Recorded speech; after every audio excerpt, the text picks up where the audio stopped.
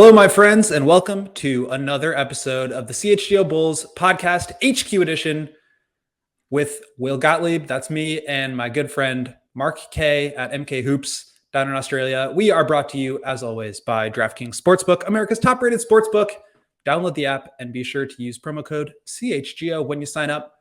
Mark, it is a Saturday morning at like 8:39 for you. How are things going over there? How are you feeling? How's your weekend treating you? Well, it's just started, William. The weekend's just started, but it's pretty cold here today, mate. We're entering winter as things tend to happen at this time of year in the Southern Hemisphere. So it's going to be a cold, cold day here. But having said that, in terms of Chicago weather, it's probably a balming day. But yeah, it's not ideal. But other than that, mate, I'm fine. I'm fine. How you been? It's good. Yeah. Just as you said, it's getting a little warm. There was like a week right after you left where it was really hot and then it got cold again and there was snow on the ground.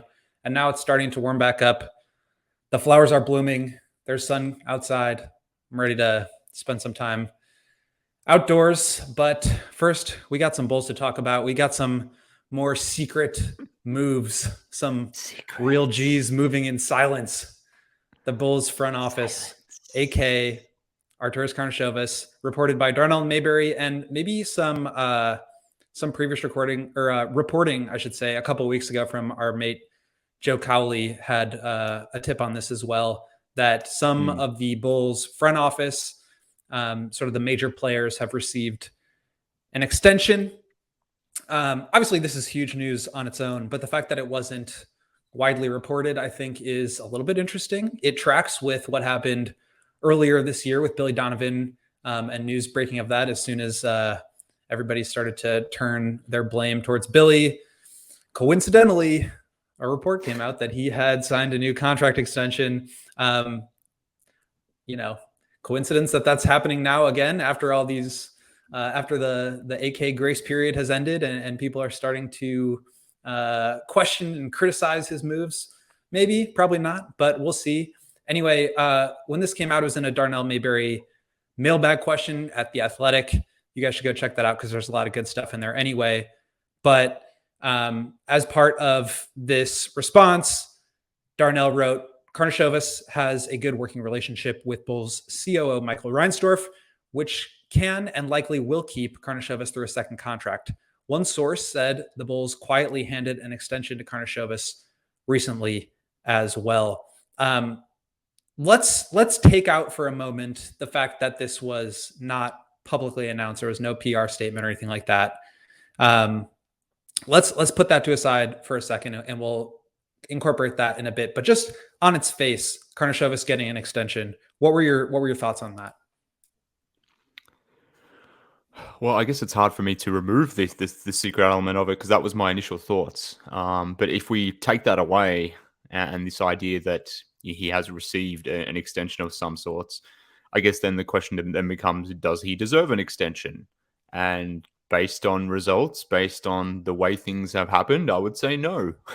So if we're removing the complete secrecy element of it and just judging it on its merits, on its performance, I don't think it's warranted. But it's also not surprising given the way a Reinsdorf-owned team is treating its executives, whereby they always seemingly favor their executives, seemingly prioritize their executives. And look, we joked about this when Karnisovas got the job in Chicago, that this is the type of gig that you want to have, whereby you align yourself with an ownership group that, like they did with the previous guys, almost gave these guys lifetime contracts. They didn't fire John Paxson. John Paxson went up to them and said, I'm out. Look, I'm no more. And rather than firing John, they basically just moved him up into the promoted the front him. Office. Yeah, they promoted him again. Promoted him into a hands-off role where he, is more of an advisor, but he is still obviously a part of the Bulls organization. He's connected to the team. He's probably still clearing checks. So this ownership group, whether you want to call it loyalty or something else, they really ride for their guys, and whoever those guys might be, typically executives, they really ride for those people. So it's not surprising that they would do so here with Arturas, and I'm sure he's done things that we can't see behind the four walls there in the United Center that maybe has, I don't know, maybe ownership just feel the place has changed, the mood has changed, the culture has changed, things that we can't necessarily see or feel. Maybe those things merited or were worthy of an extension. The things that we can't see, his relationships with people around the building, maybe that's worthy of an extension. I don't know. I'm speculating. I'm trying to rationalize it. But on what we can see, which is purely from a basketball ops point of view, the way they've handled obviously the team, the roster, the inactivity, the results on the floor, based purely on that, I don't understand it, but it is what it is. Yeah. For me, I was not surprised by this news at all. I mean, Mm-hmm. the secrecy sort of element of it aside, um, it just felt like they were never going to give a front office group 3 years and then like No. call it a day. I mean, I think that's just a Mm-hmm. really, even if you're, a new president of basketball operations coming in, like that's a tough window to work in. And obviously you need to have sustained success. You need to have success right away. You need to win every move in order to warrant that job. And I think like, there was the first period where AK comes in and no moves are really made until the trade deadline where the dominoes finally started to fall. Um, but at that point, like you've got a year and a half or 2.5 years to really make progress. I think that's just like a really difficult thing to do. Now, what he's actually done, and we've talked about it before. I think you and I both agree that like the original plan was a good one. I liked the idea of it. I could see why that would work, and it did work for a period of time. Obviously, that ended shortly thereafter, and I think the future outlook is where we start to have some pretty significant questions. But to me, the idea that he was ever not going to get a contract extension, I just didn't think that was ever going to happen. So, deserving or not, I'm not surprised by that. You mentioned though that the secrecy aspect of it, the fact that this was not that there was no PR statement that this news came out, that was something that maybe bothered you or at least was difficult to disconnect from Mm-hmm. the deserving nature of it. What were your thoughts there? Well, firstly, from a human perspective, like, and maybe AK just doesn't want people to recognize it, and maybe it's in part because the Bulls haven't necessarily had a good season, and maybe he would feel differently of if they won 55 games and was still playing in the playoffs. Maybe at that point his chest would be a little bit expanded, and he'd be walking around a little bit taller and would want this news out there. But even just from like irrespective of whether he wants it or not, like you would think ownership or whoever's making this decision would just want to make it clear with everyone that this is the situation. Like, why are we finding out such huge news like this? Like, this is the figurehead of your organization. Why are we finding out through a source in a mailbag that Darnell's writing about in May after the team hasn't played basketball for 3-4 weeks? Why are we finding out in this way that someone like AK has been extended? Like, okay, cool, fair enough if it was like JJ Polk or one of the assistant coaches or things like that, where it doesn't really matter if we don't know their contract status. But this literally is the dude that's running the entire thing from a basketball ops point of view. Why would you not want to communicate that more generally? So that's from an ownership point of view. AK himself, like, wouldn't he want this to be out there and known just so it's very clear? And like I said, maybe he would be more proud of it being out there if the record was what it was, or wasn't what it was and was better. And then maybe he could wear that as some sort of pride. Maybe he's not that type of guy. But irrespective of that, like, this is the thing that bothered me about Billy. Like, an extension of sorts is almost like it's not a promotion, but it's a reward of work done. Someone clearly within the building is recognizing your efforts and is deciding you've done a good job. We want to make sure that you stay around here. Like, why would you not? Again, park all the Karnisovas stuff, park how we feel about the job he's done. If you're signing someone to extensions, you're signaling your intent to keep this person around because you're valuing them. If you value them, why would you not make it public to your fan base, to whomever, to the stakeholders, that this guy is sticking around?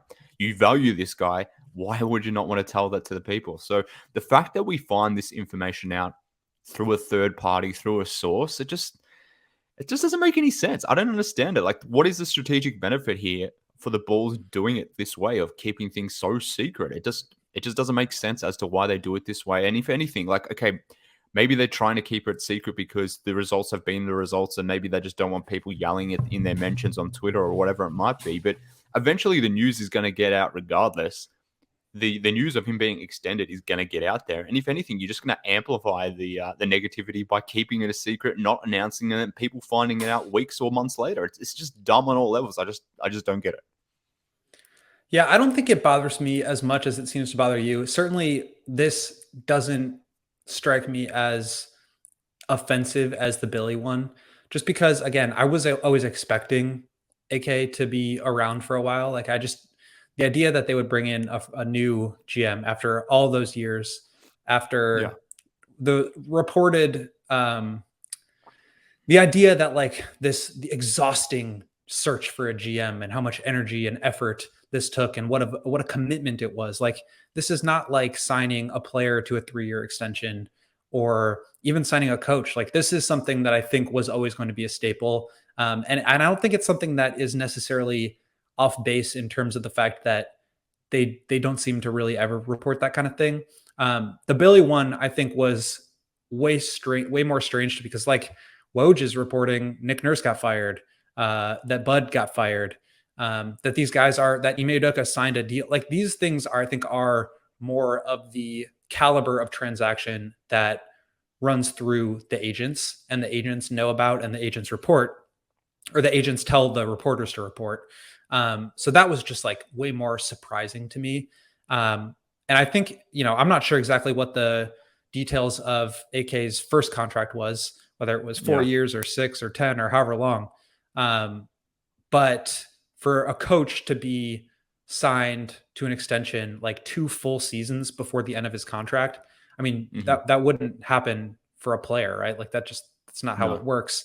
And I imagine that most coaches don't get that kind of extension. And like I said, I mean, most of these front office groups, like, you don't really hear those kind of details about how long their contracts are, what they're making, and whether or not they sign extensions. But that's also for like some of the more notable ones, like Palinka or Daryl Morey, Bob Myers. Like, these guys are figureheads of the organization that are going to be around.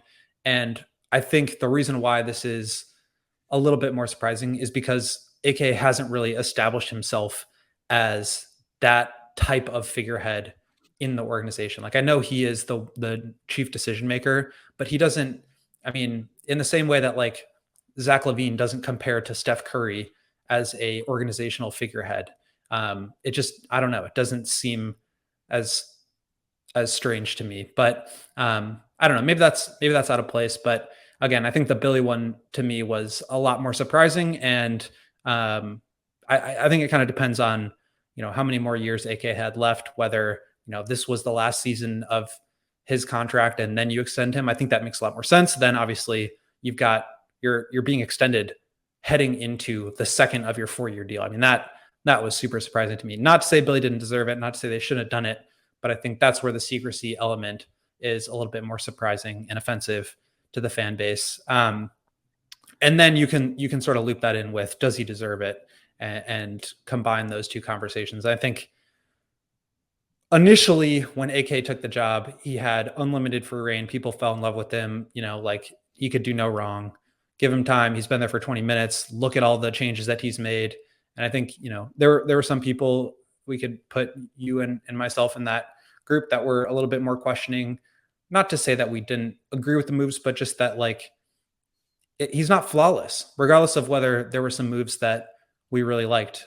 There's also some flaws. And I don't think that precludes you from getting a contract extension. But yeah, I think the secrecy element of it there makes it a little bit more strange when all of a sudden fans are starting to prod and question and criticize, and now all of a sudden this news comes out that he's got an extension.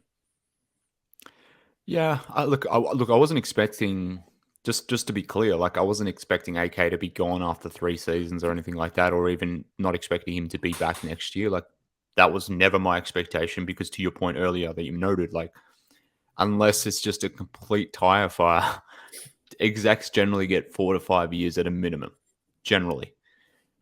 So that But was never okay, so my then expectation. then then I think you have to ask the question, is this tire fire enough? Because that I think is really where the only scenario where you could say AK shouldn't have gotten an extension or should have parted ways or they should have even fired him. And I can hear Matt from Bloggable already writing a Substack piece that criticizes what I'm saying here. But like I think there's definitely an argument to be made that like what he's done to this point is tire fire enough to where you shouldn't have extended him, sure, but even fired him at this point. Oh, I don't believe that. I don't think he's at a fireable offense at this point. I mean, do I think he deserved an extension? Do I think does it make any strategic sense to give Donovan an extension when they did? No, even though I am a Billy guy, like it just why would you do that at that point? Like why there Yeah. was just no justification for it at that point. But I don't think this is at a point where it is complete tire fire situation. Maybe my point will change after this off season. Let's see what happens there. But coming back to what I said before, like and what you said, like execs generally just don't get fired after 3 years, particularly in this organization. So that was never my expectation.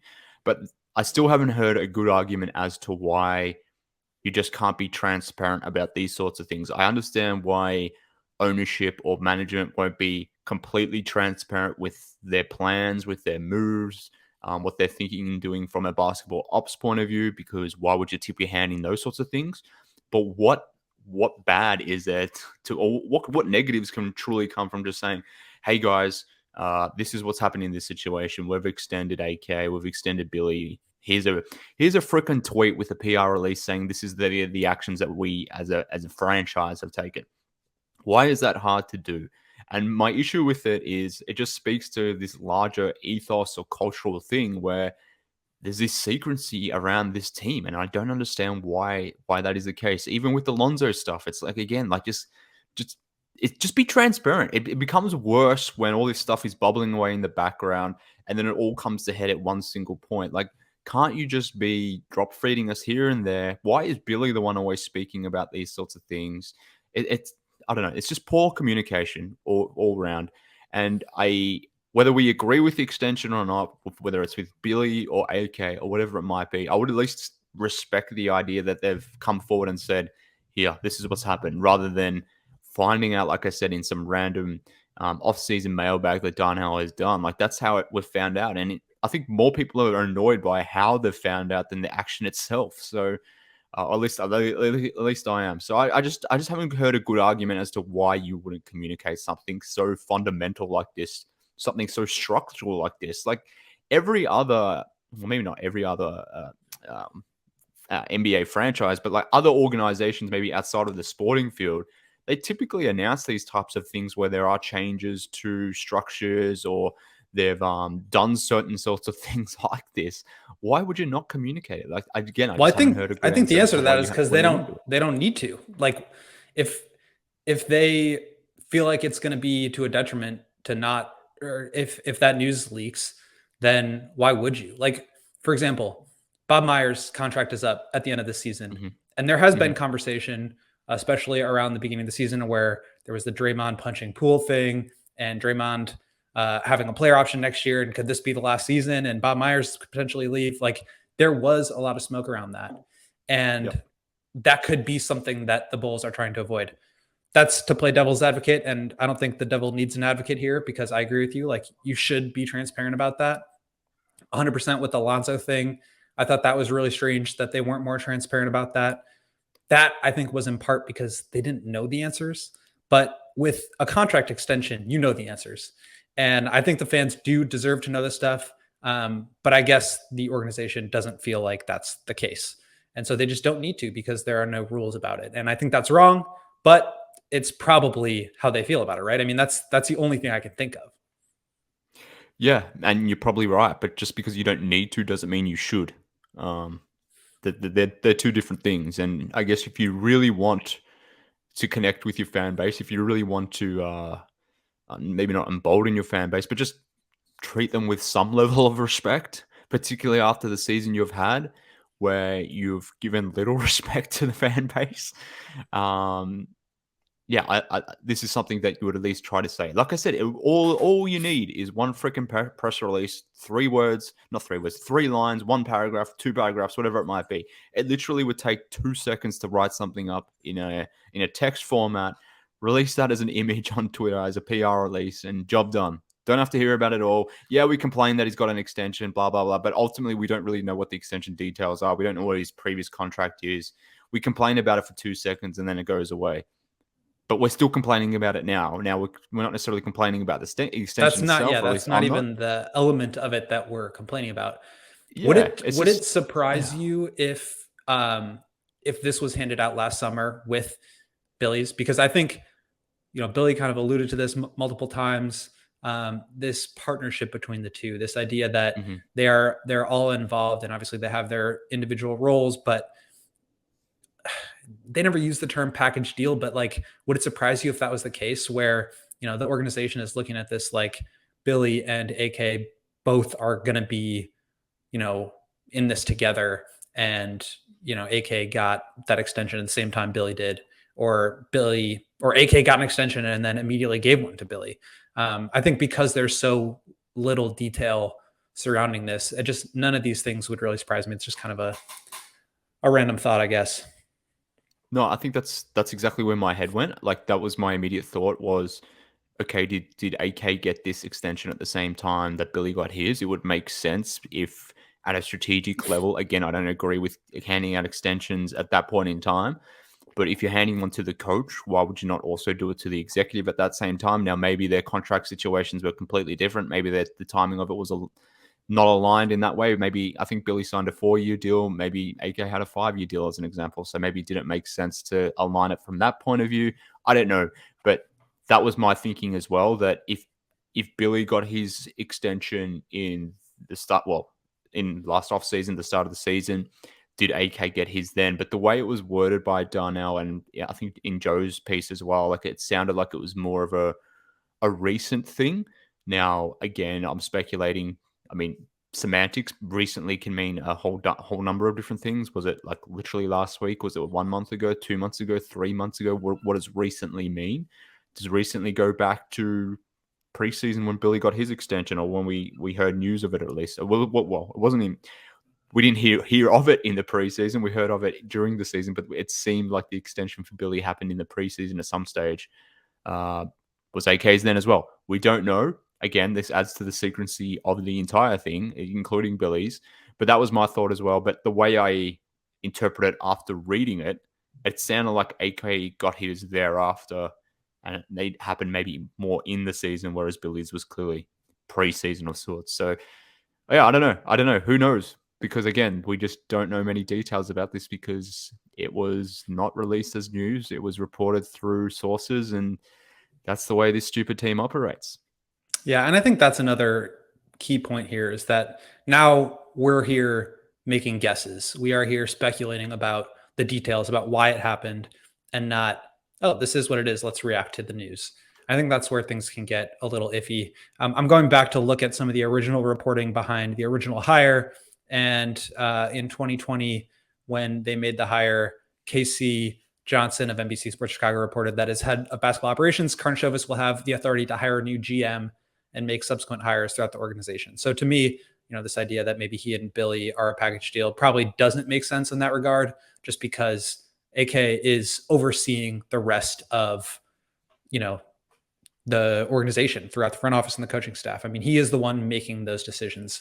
And so in some ways, like if there was going to be a move within the front office, like AK seems like he would be already, impervious to anything like that. And that, maybe Mark Eversley or, some of the other assistant GMs or something like that might be the ones that take the fall.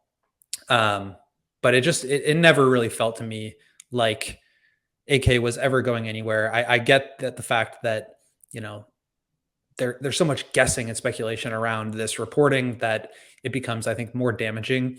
But to me, like the bigger question is, what does this mean for the outlook of the team and team building moving forward?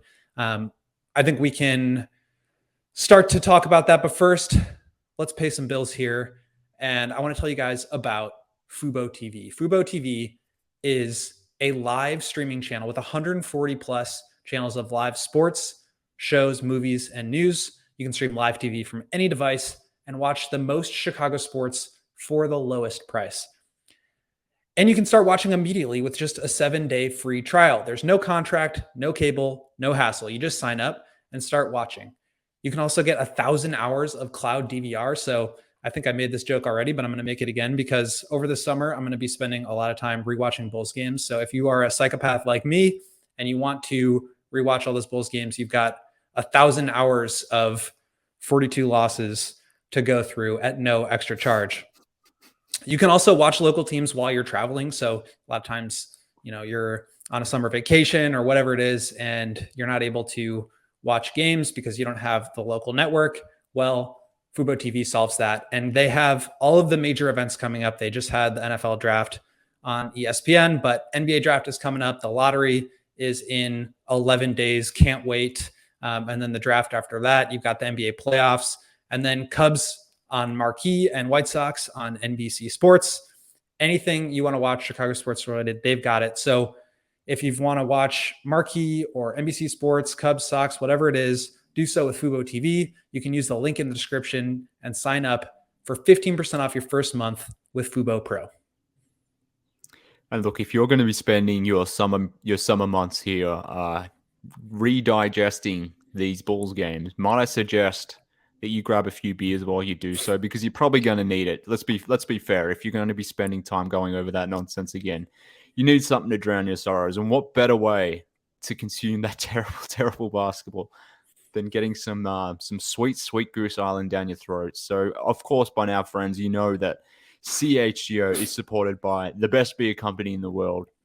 That is, of course, the Goose Island Beer Company, Chicago's beer since 1988. And whilst we have questions about the Bulls roster, we have zero questions about the zero questions about the CHGO roster, but also zero questions about the Goose Island roster itself. I mean, you got the Goose IPA, the 6-time medal winner at the Great American Beer Fest. I mean, it speaks for itself. That's just a championship level beer. You got the Tropical Beer Hug, 312 Ale, the wheat ale rather, the Full Pocket Pills, the Matilda. That's my favorite.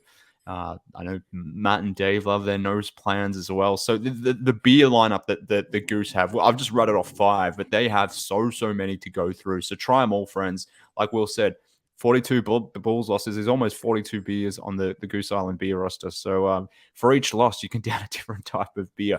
But if you've got an event coming up, then why not head to one of Goose's current establishments? You can get down to the original brew house on Clybourne Avenue in Lincoln Park, or their tap room on Fulton Street in Westtown. Go to one of those places, enjoy some beer with your friends, drink responsibly, of course, and enjoy your Goose responsibly.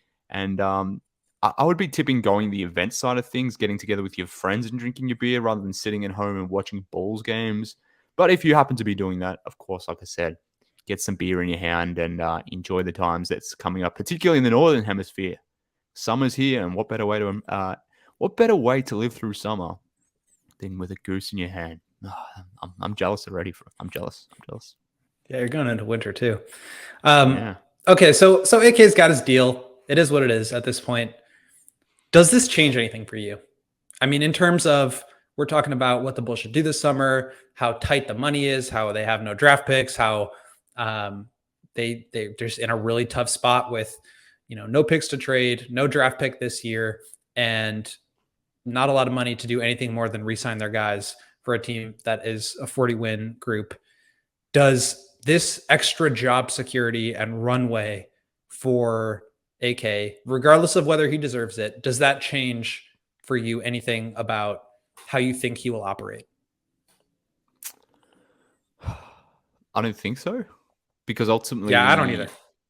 The key structural things are still governed by ownership in some regards, in terms of the the strategy from a to tank or not to tank decision. Like whether AK wants to tank ultimately needs to be ratified by ownership, and I would assume their decision would be not to tank, as an example, or not to rebuild.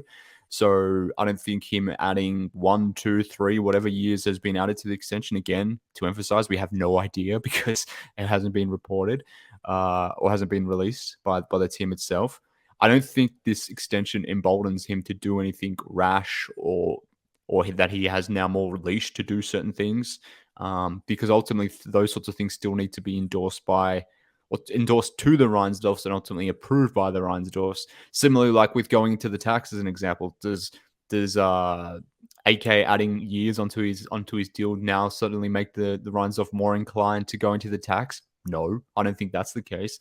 So from that standpoint, I don't think this fundamentally changes the larger holistic questions that we still have about the organization. Ultimately, all these things come back to ownership. So no, I don't think this really changes anything in that respect. But what it does mean, I suppose, this is sort of trending in that John Paxson realm, whereby this guy's probably got a lot of job security. That's probably the only thing that's changed for him personally. That he's banked a few million more dollars, and he's got a little bit richer in that sense, and maybe he's earned that goodwill with ownership. But beyond that, in terms of the things that impact us as fans, I don't think this ultimately changes much at all, really. So I think a lot of that's true.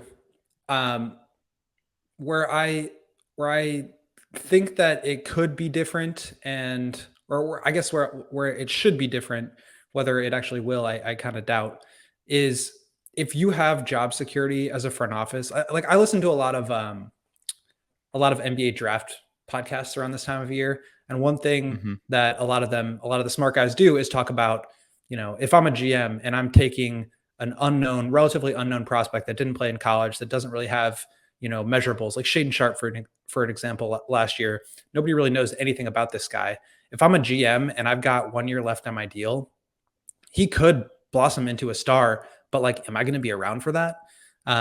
If I am a GM and I've got 1 year left on my deal and I'm trying to save my job, am I more or less willing to shell out 3 future draft picks to try to acquire a star today to try to, save my job? Because in all likelihood, I won't be there in 7 years when the last pick conveys.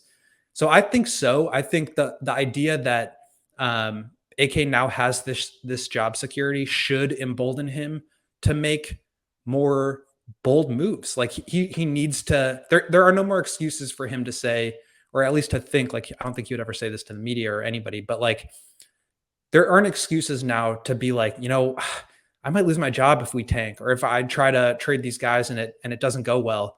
Like I have a chance to lose my job. That's not the case. So he has an opportunity now to make some of these tough decisions that, if he was worried about his job security, he may otherwise not have.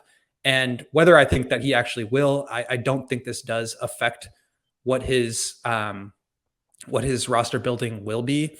But I think that there's a world where, if he says he he watches the game like a fan and he feels the losses.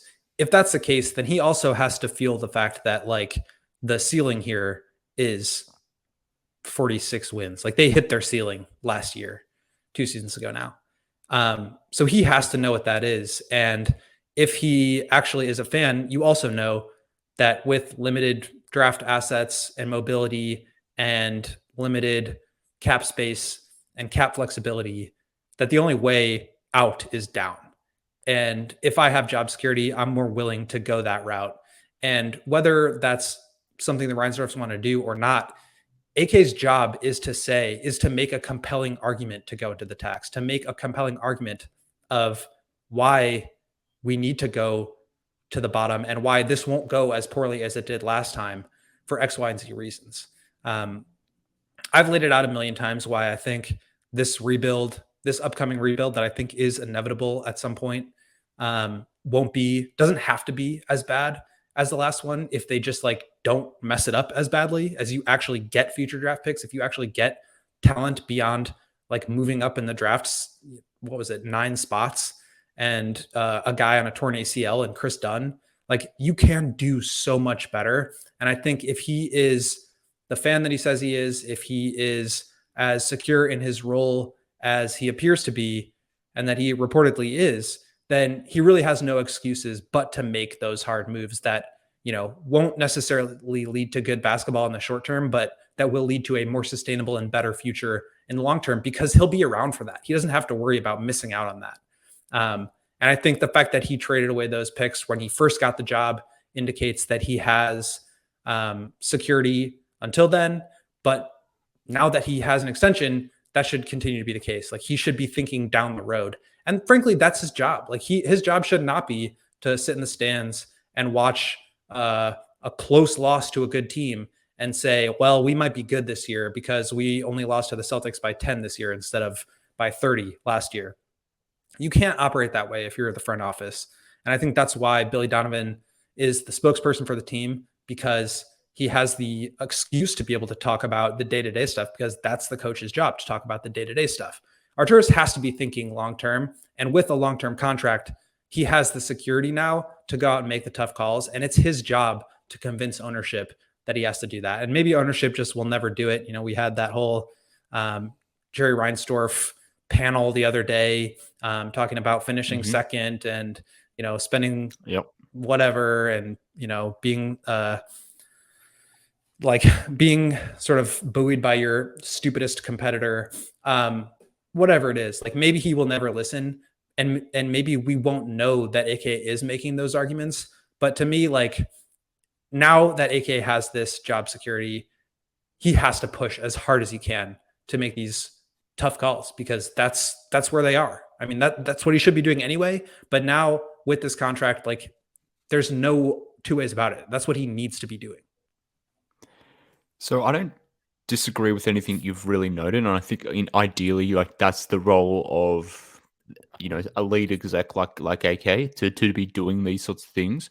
But we're assuming his role is to be pushing towards championships, to be pushing this team back up to the relevancy that the Celtics have been experiencing for the last 5 years, things that other organizations around the NBA have consistently tried to be putting themselves in.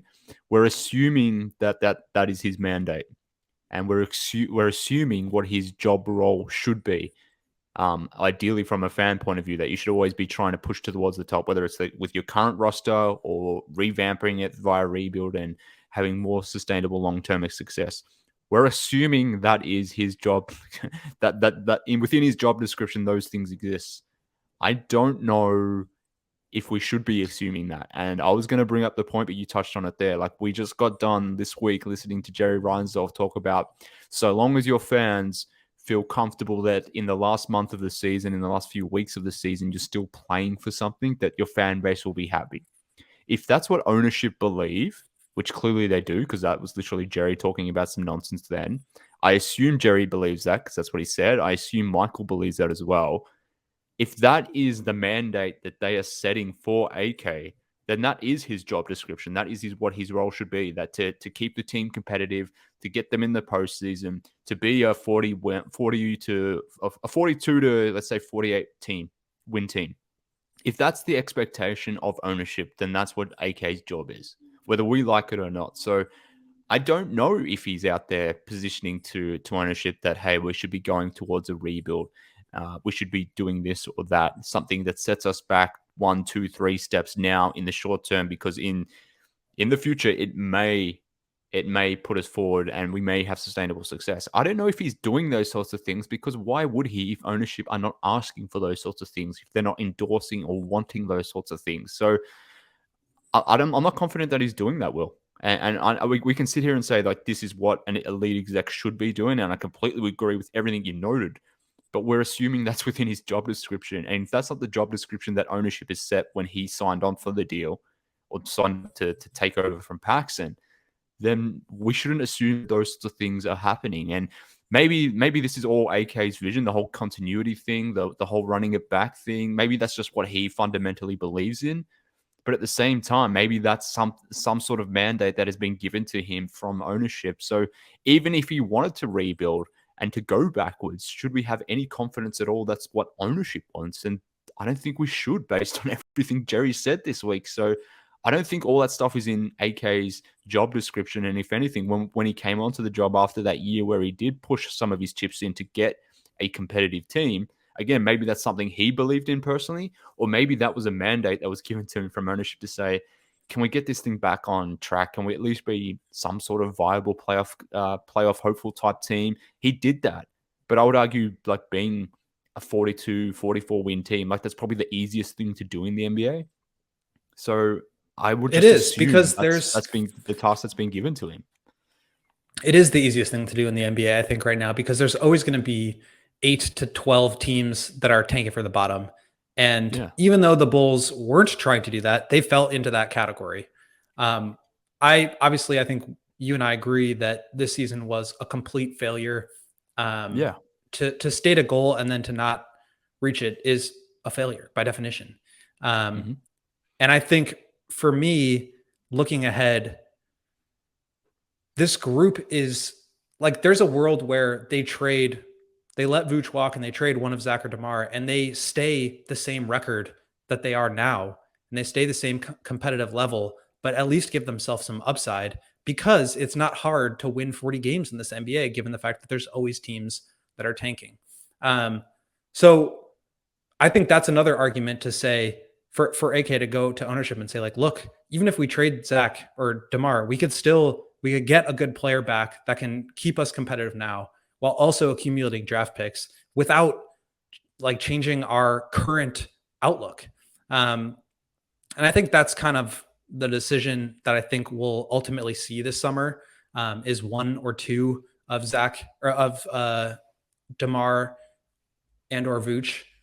Moving on, obviously they don't really have necessarily the control over the Vooch situation, but like there's a very real world where they trade DeMar for like Tyus Jones and Luke Kennard or something, and they're just as good because they have shooting and they have a real point guard around Zach, and maybe Patrick has a little bit more usage or something, and they step up. Like they could win 40 games with that group because winning 40 games is not hard to do, and also pick up a future pick. I don't know if that's like a given, and I don't think that's like necessarily a compelling argument for ownership.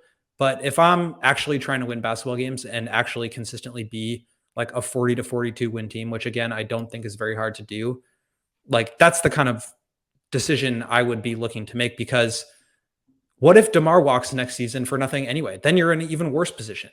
And so like regardless of whether he or ownership want to like try to stay competitive, given their age and the fact that they're like two of their three core players are either up or coming up on extensions, like they're going to head to the bottom whether they like it or not.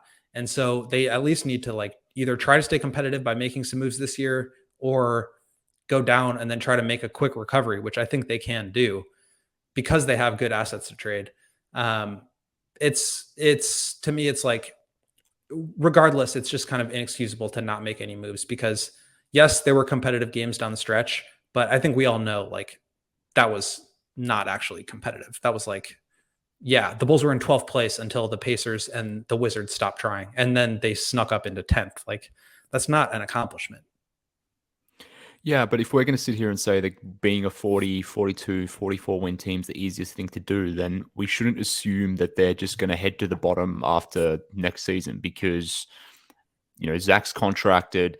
Their 23 pick will be gone at that point. You would have reloaded your draft sum. Yes, you still owe that pick for the DeMar in 2025, but there's more picks to trade in the future from that standpoint. Your cap position changes if Vooch walks.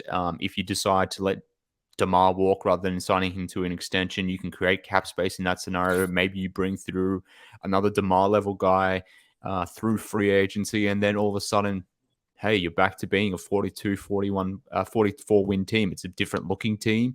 But if we're going to sit here and say that building that type of team is the easiest thing to do in the NBA, then we shouldn't really assume that just based on the end of this life cycle of this current group that they can't do that again, that they're going to head towards the bottom, because I don't think that is necessarily true. I think they can put together pretty quickly and pretty easily, assuming they're willing to part ways with certain assets. They can put together a 45 win team and be that perennial 7-8 seed. Like that is easy to do. So I'm not convinced that they're just going to fall backwards, because if the intent really is just to do that, then okay, cool. Well, let's trade another first round pick. Let's trade two future first round picks for X star, whoever that might be, someone in free agency or someone who's already got a deal, or whoever that player might be. they obviously don't have a compelling offer to go after Carl Anthony Towns or someone like that. Maybe it's a Trey Young, whoever it might be. But if you're prepared to shell out all the assets to go and buy a star, to future-proof this team, to put someone else next to Zach, that team probably ain't winning a title, but it's going to be a consistent 45-win team. It won't be with DeMar and Vooch, but it might be with some stars who are now at in that age range of 27 to 30 as an example. So I don't think that we should necessarily assume that they're just going to go backwards. And we can't assume that if we're saying that being a 42 win team is the easiest thing. If that is our position, then I don't think we should assume that. Yeah, and I think that's a good argument, and it's why when we talked about the play-in being a detriment to some teams, the Bulls being probably the key fixture of that. I mean, they've just won the lottery by needing to win 38 games every year and have competitive play-in games. And look, the Miami Heat were the 7th seed and they won a playoff round, so that's like the precedent now. It really could spell disaster for the Bulls' future. I hope that their aspirations are a little bit higher than that, and maybe AKs are, even if ownerships aren't. But if you're right, I mean, if ownership is saying, well, tough luck, like we just want to be this competitive because the fans will pay for tickets, then that's what they might get. But unless they do make some moves and Vooch and DeMar walk for nothing, then they're not even going to be at that point.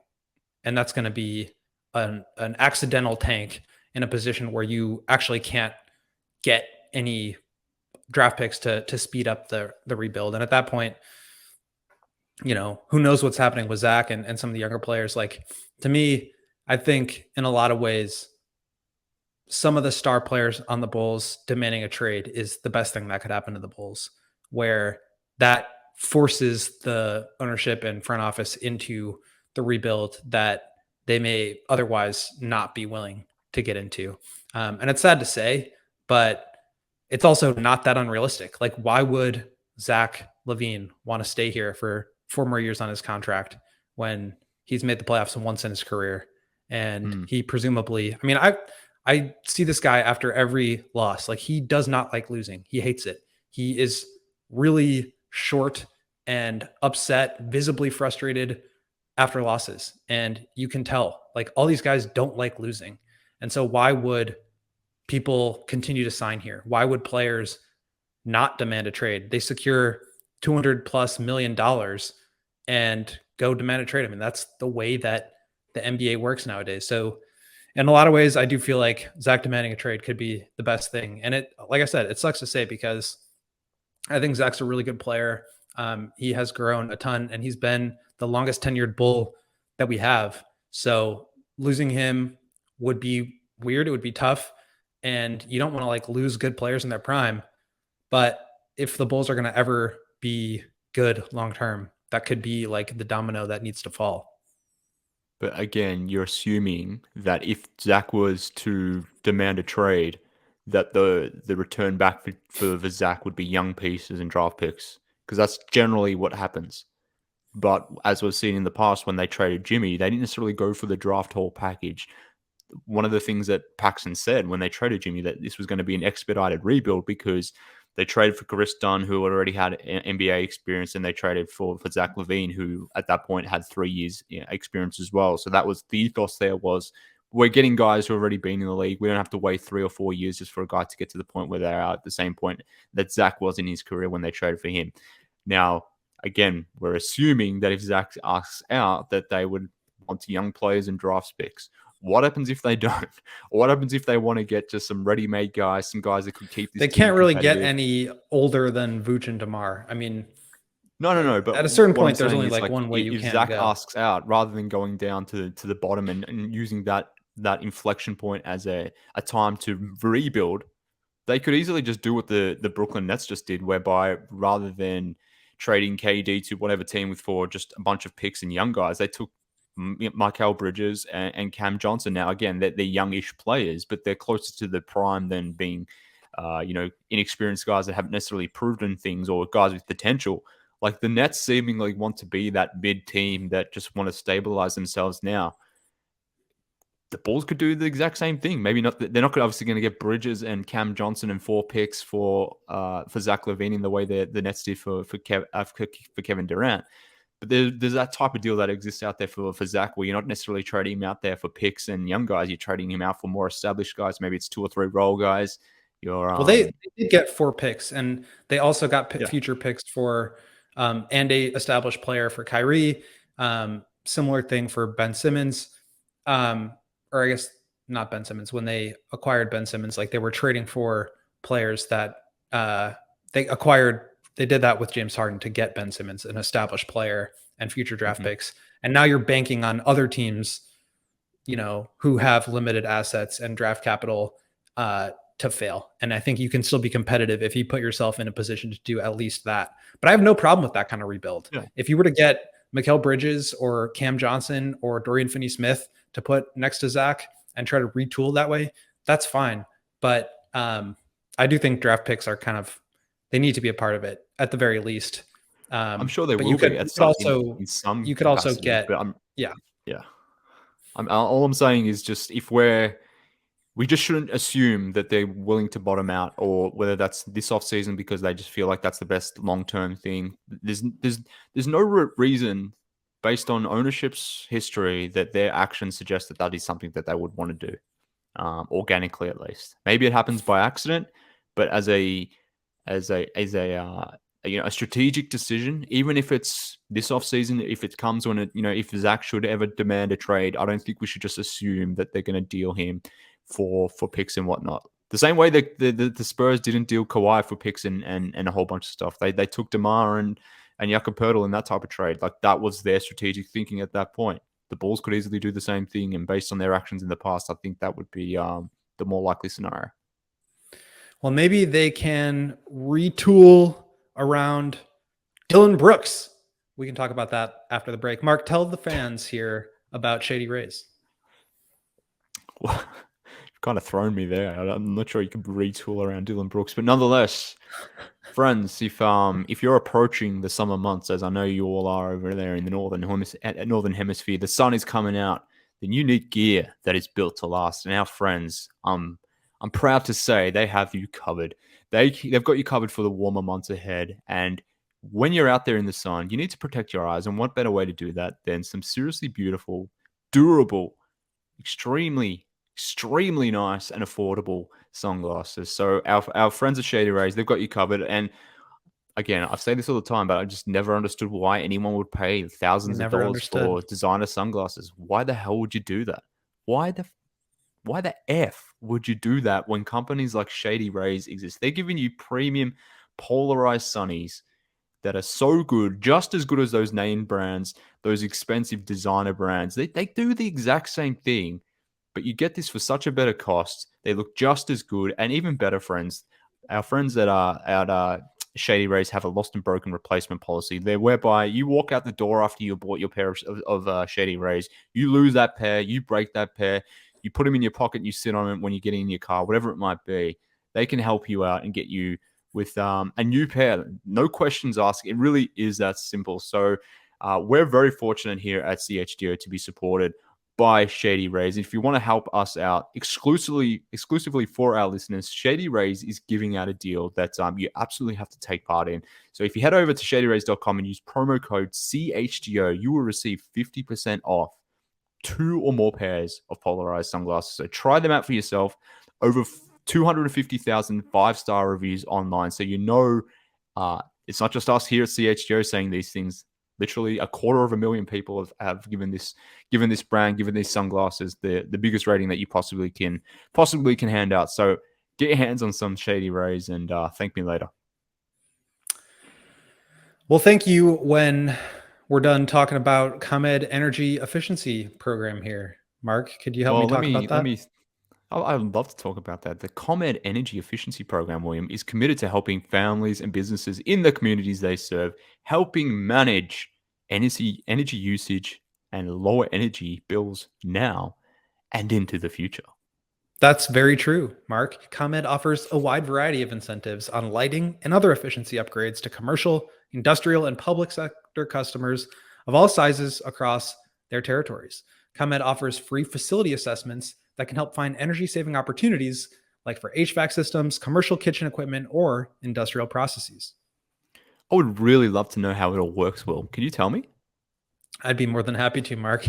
An authorized engineer will work with you to develop a detailed assessment plan specific to your goals and needs. This can be done in person or virtually, and it'll last approximately 2 hours. Within 3 to 4 weeks, customers will receive a report detailing energy efficiency projects that they can start working on immediately, and each recommendation will include estimated energy savings, cost savings, monergy savings, project cost, potential incentives, and simple payback. If you own a business, do not wait. So get started saving money and energy and monergy for energy saving tips, lighting incentives, or to schedule your free facility assessment. Go to comed.com/poweringbiz. I'm getting a bit old, William. My hearing isn't what it used to be. But did you say comed.com/poweringbiz? Is that what you said? I said comed.com/poweringbiz. Beautiful. All right, Mark, let's talk about some things that would not be very efficient for the Bulls offense, and that would be the addition of Dillion Brooks. Obviously, there was the report that Shams said earlier this week that under no circumstances are the Grizzlies going to be bringing back Dillion Brooks, which is perhaps the funniest and rudest way that you could ever report anything like that. JJ Redick threw a fit about it on TV. That was funny to watch. I don't blame the Grizzlies for not wanting to bring Dillion Brooks back, but like they lost their series literally 2 days before that.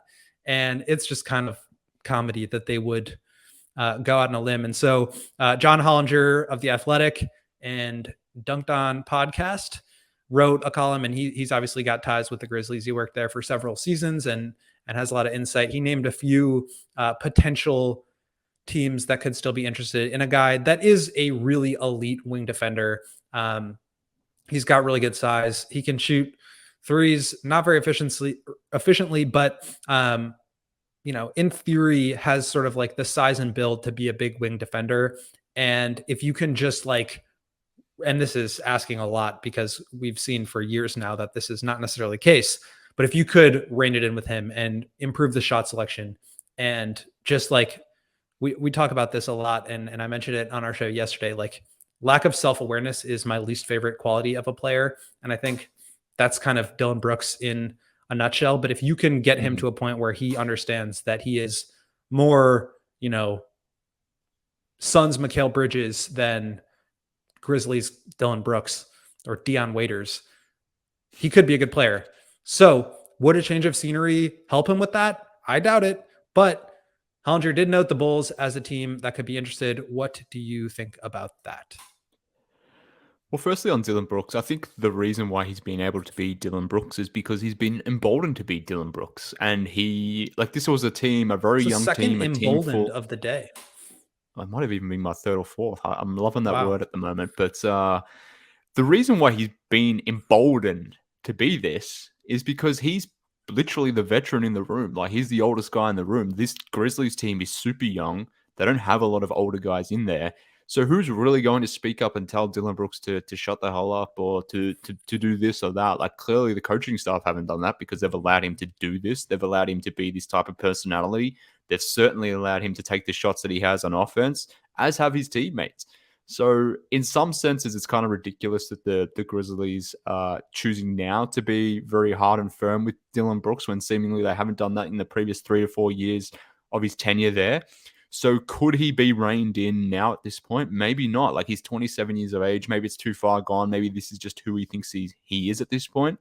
But having said that, given the embarrassment that he's just gone through, maybe he's taking some time now to reflect on certain things, and maybe he will make that change organically. But also maybe depending on the place that he lands, he's definitely going to be on an NBA team. This idea that he's just going to be playing overseas and not in the NBA is kind of ridiculous because he is an all-defense type of wing defender. People don't like to think that or don't want to give him that credit because Dillion Brooks is Dillion Brooks and people don't like him.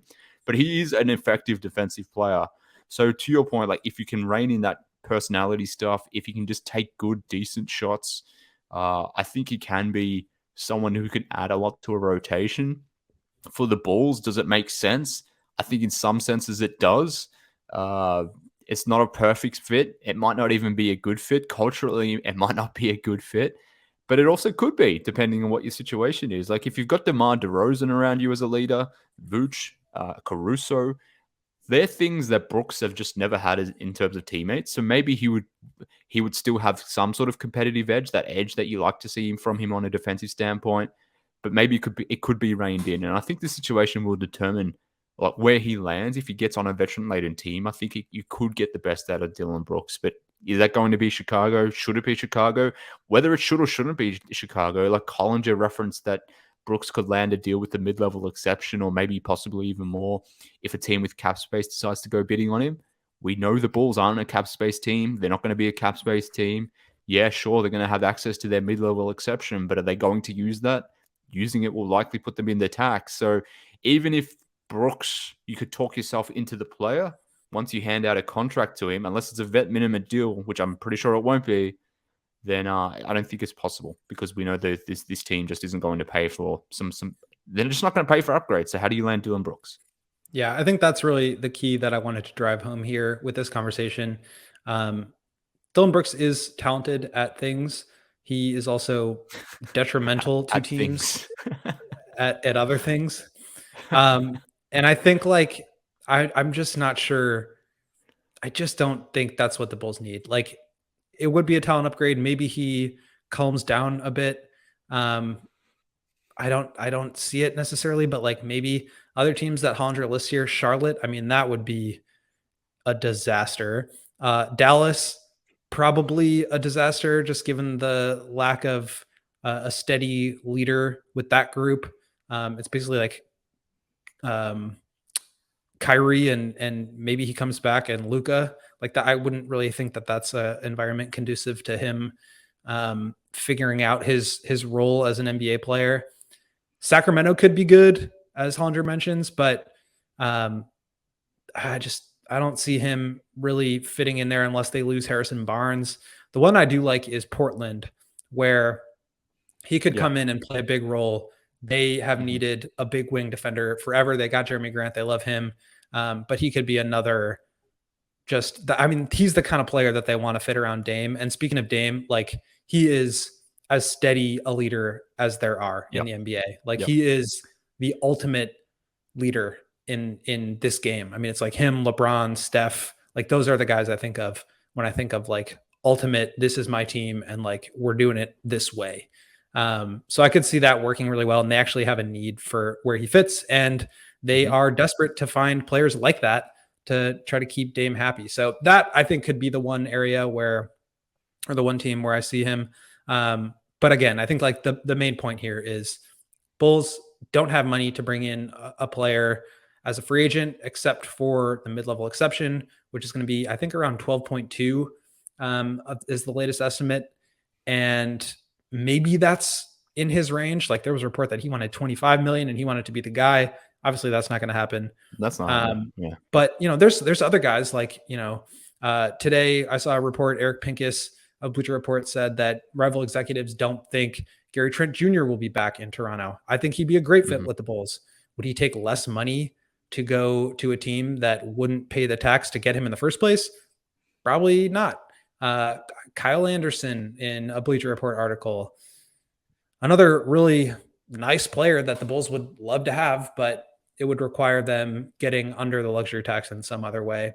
Um, Tyus Jones, who I mentioned before, that's the guy that I want this summer is just like a really solid point guard who doesn't turn the ball over, who gets guys into position and um, I think could really expand his role and scale up as a facilitator.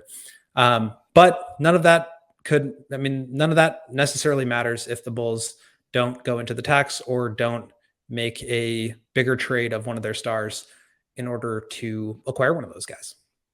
Yeah, that was the final point I was going to note. Like any free agent that we want to talk about, any player that we'd like to have on this roster, we're just going to be saying the same things. And those two things are, well, one, we don't know what the strategic direction this team is going. Are they keeping their guys? Are they trading their guys? So until that is established, it's kind of hard to say, yes, I want this player, or no, I don't want that player, because it is somewhat dependent on obviously the guys that you currently have. But then assuming you keep your core in place, you keep your Zach and DeMar and Vooch and maybe Caruso, obviously Pat and possibly Kobe, if that group is returning, then we get back to the conversation that we literally just had now of, well, okay, cool. In order for that to happen, you're pretty much going to be up against the tax line. Maybe you're not over the tax line by bringing everyone back, but you get very close to it to the point where adding people from outside the organization, adding someone who is potentially a mid-level exception guy or maybe more, just doesn't become a reality. So whenever I see things about Dillon Brooks or Gary Trent Jr. or insert decent role guy who could be a low-level starter or a key bench guy, you need to pay for these guys. And I don't understand how this team is going to pay for them if they're not prepared to go into the tax. Maybe they are. Maybe they do use their mid-level exception, and maybe that's when we can have a serious conversation about it.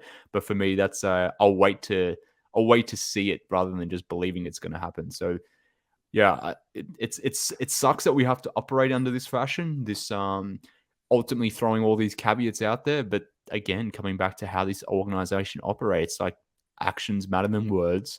And we've seemingly always see them duck the tax, not wanting to go into the tax, and signing players like Dillon Brooks or Gary Trent Jr., whoever it may be, they're going to probably put you in the tax. So we have to assume it's not going to happen.